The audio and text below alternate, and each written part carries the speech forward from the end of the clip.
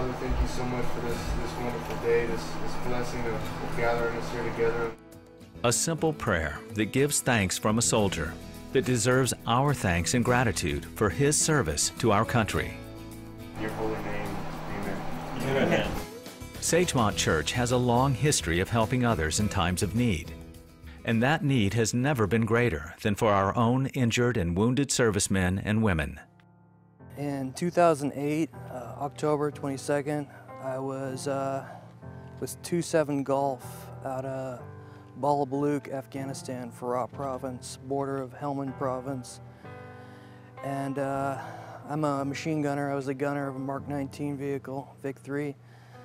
And we rolled over a stack of anti-tank mines. And pretty much, if you saw the pictures, the front of the vehicle was totally gone, and the turret was just peeled apart. It looked like he took a can opener to it. You'd never believe anyone lived out of there. There were 2 other Marines, 1 soldier besides me, and they died instantly.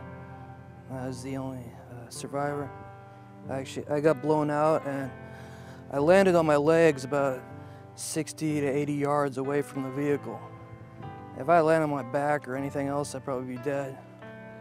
So I've got some burns, and I had compound fractures in both legs and shattered my left femur. These Marines that we are ministering to this week gave more than their fair share.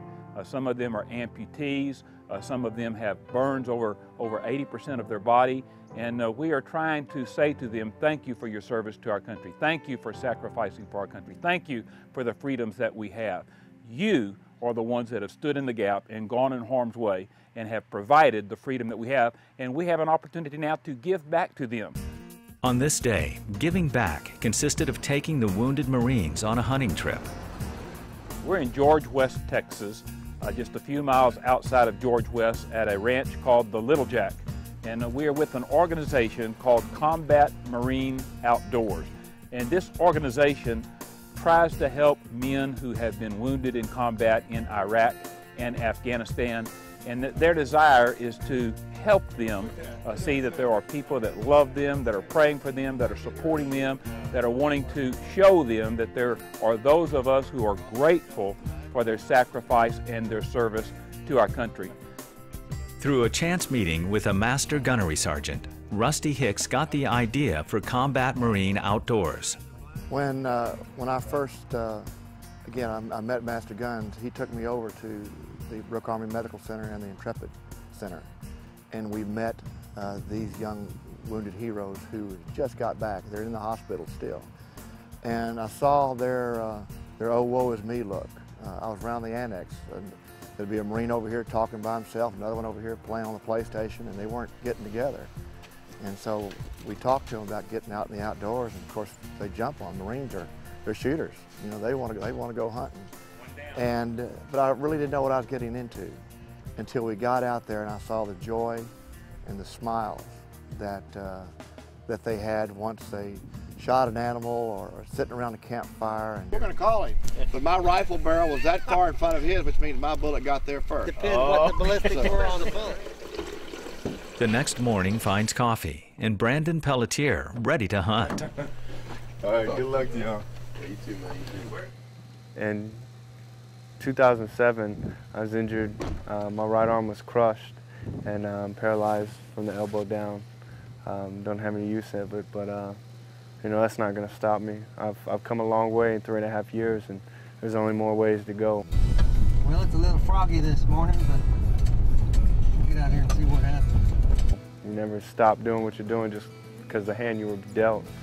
You know, you can't let that limit you. A lot of people look at me and say, man, you know, you're disabled. No, I'm not disabled. I got a lot left to give, and just because my arm doesn't work just opened my mind up to a lot of other ways. There's nothing anybody in the world can do that I can't do. It's just going to take me a little bit longer to figure out how I'm going to accomplish that. Great shot. This is a great cause, and we need to all contribute.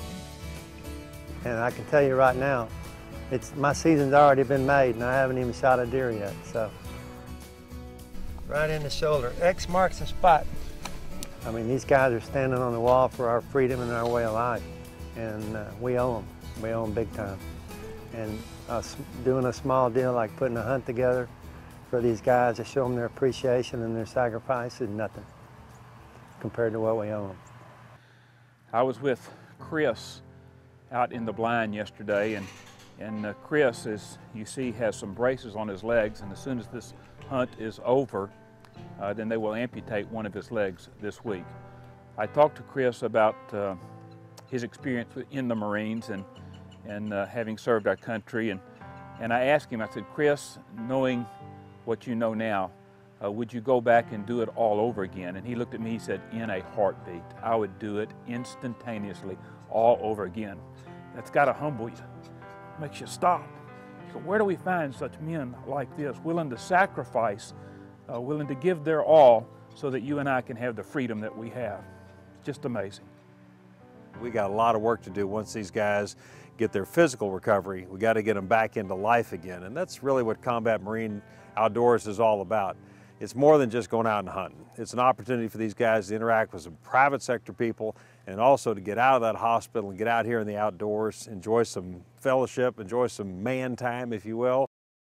It gives you something a lot happier to look for than a hospital life, you know, sitting in the barracks or whatnot.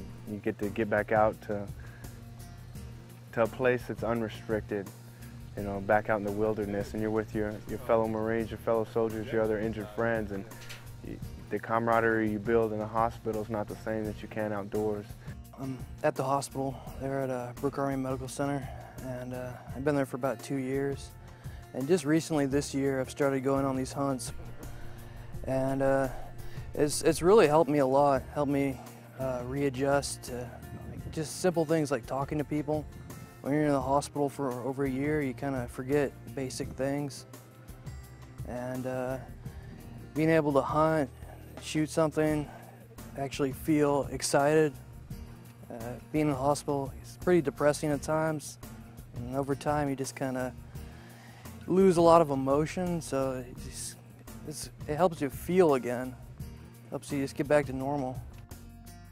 I applaud what Combat Marine Outdoors is doing, and I encourage those in our listening audience, especially those who've been blessed in a very tangible way with resources, to stand with us and to partner with Combat Marine Outdoors and use the things that we have as stewards of the Lord and minister back to those who sacrificed for our country. And isn't that exactly what the Great Commission is all about? Changing lives and mending hearts so that people can have life eternal and life abundant.